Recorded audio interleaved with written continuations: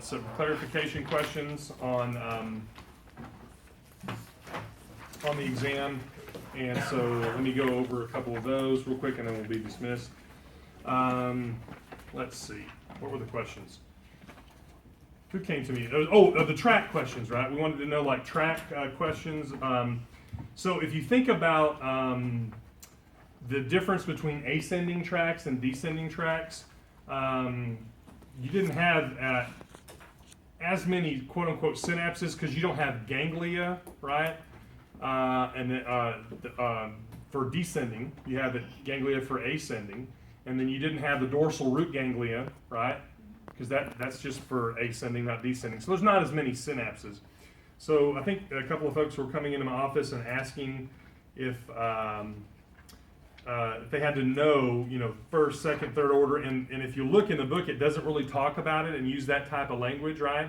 So what I was trying to convey, who was it that came into my office that did that? Someone was asking me a couple questions. But anyway, really, if you just know the neuroanatomy component, right? So it starts where? In the cortex, in the primary motor strip, right? Those pyramidal cells, and it goes through what would be the next area that it goes through. Everything has to go through the thalamus, right? And from there, it's going to go, for example, cranial nerves to that cranial nerve nuclei out to the nerve. If it's going to be one of the blank spinal tracts, right? What are some of those descending tracts? What are some of the names?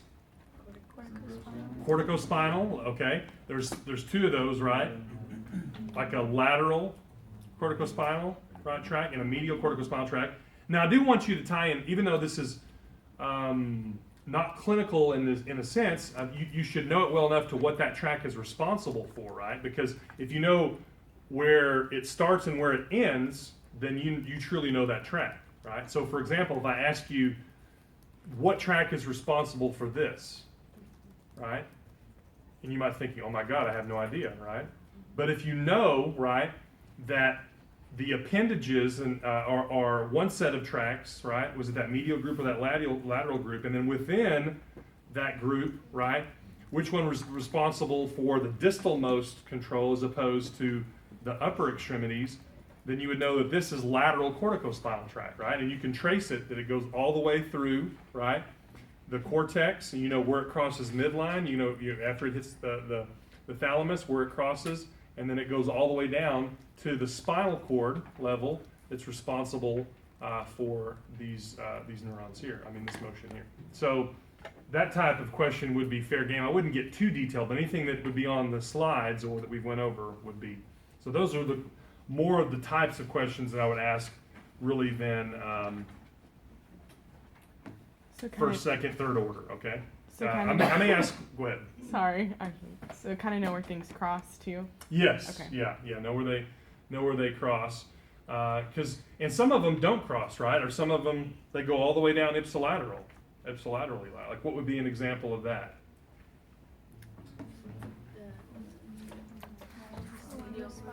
Yes, say it loud again. Medial corticospinal tract, right? So remember, some of them don't. Some of them are more ipsilateral because those take control of the postural muscles on one side.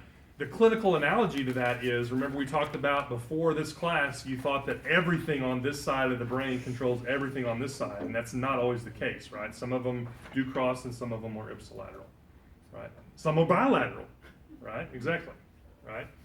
So, now, for example, let's think about some motor, some descending tracts have to do with the face, right? We talked about even in the cranial nerves, even though this isn't a test on sensation more than it is motor, it is a test on the cranial nerves, and some of the cranial nerves are what? Sensory or motor, or some of them are sensory and motor, right? So also know, for example, just like the trigeminal nuclei, right?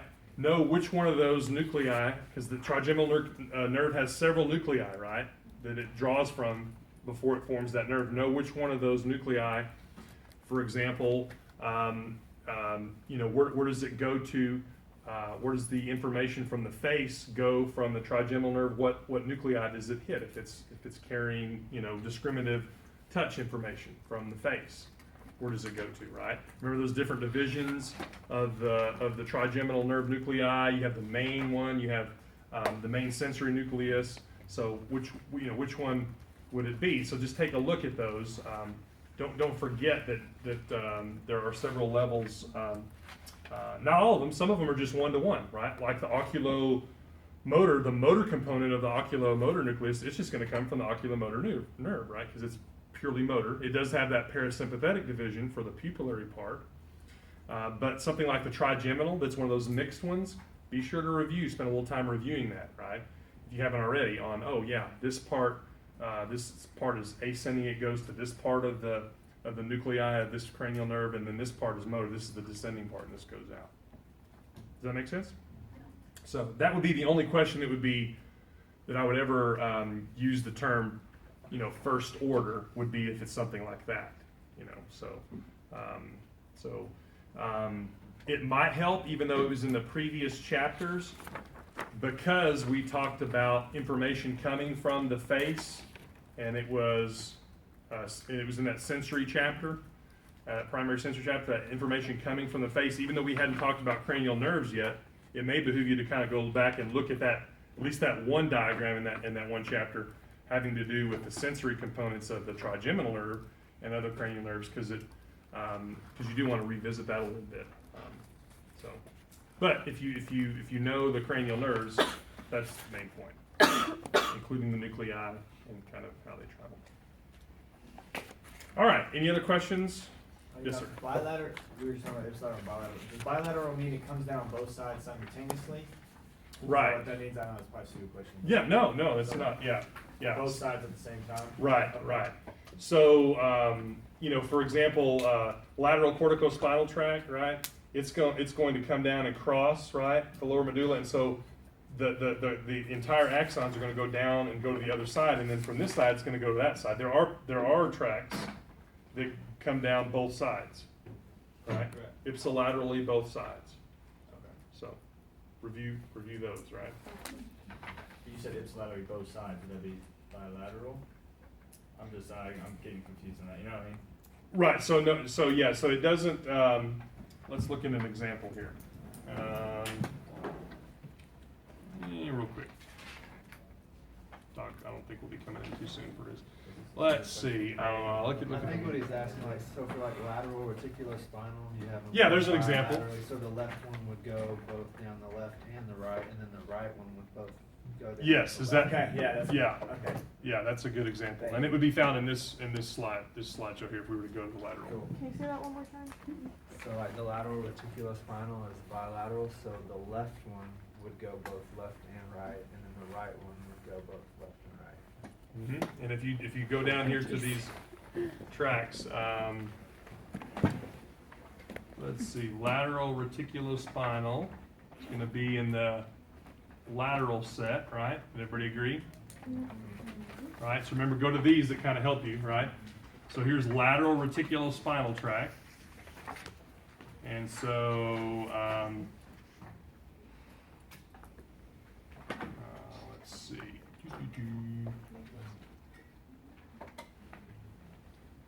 Let's see a good picture of that.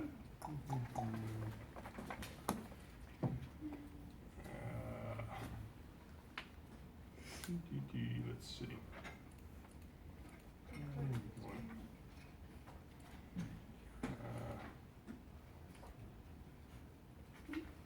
Okay, so originates in the reticular formation here, descends to the spinal cord bilaterally. Okay, so in these pictures here, let's see. Yeah, I was just showing it on one side. That's where I was kind of getting confused. Yeah, there are some.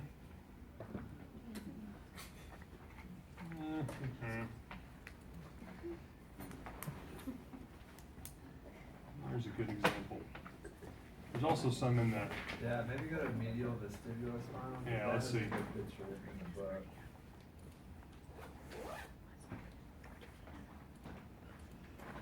Yeah, there's one. Keep going up. I just found it. Yeah, And right after medial corpus. This one right here? Yeah. Yeah, going up. It's just a brain. Yeah, there we go. So 4 from the brainstem, right? 1 from the cortex, right? And let's see. This one. Slide the one you're looking for? Yeah. Which one is it? 48. Slide 48? I think so. Mine might be a little bit different than yours. Yeah. One more.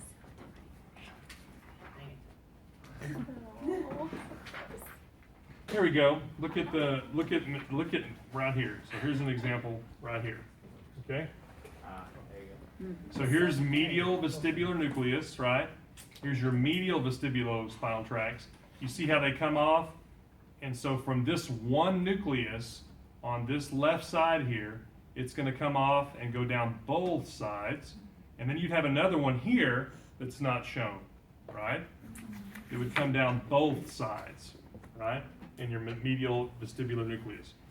So there are not very many that do this, right? And so this would be the main one that occurs that way. So the information to this is when someone has a stroke, you mainly see, let's say they had a stroke that did cover some of this area. Maybe it wasn't in the brainstem, but it was in the cortex area for this. And if they had a stroke there, on this side of the hemisphere, right, you see mainly the arms and the legs affected. But there is, let's say, 1/4 of this set of postural muscles that is affected, but 3/4 of it's still working, right? Because it's bilateral innervation from both sides, so you don't see it as much, but there are some deficits there. So, Cool. Thank make you. sense? Appreciate that. Yeah. All righty. So we'll gather in the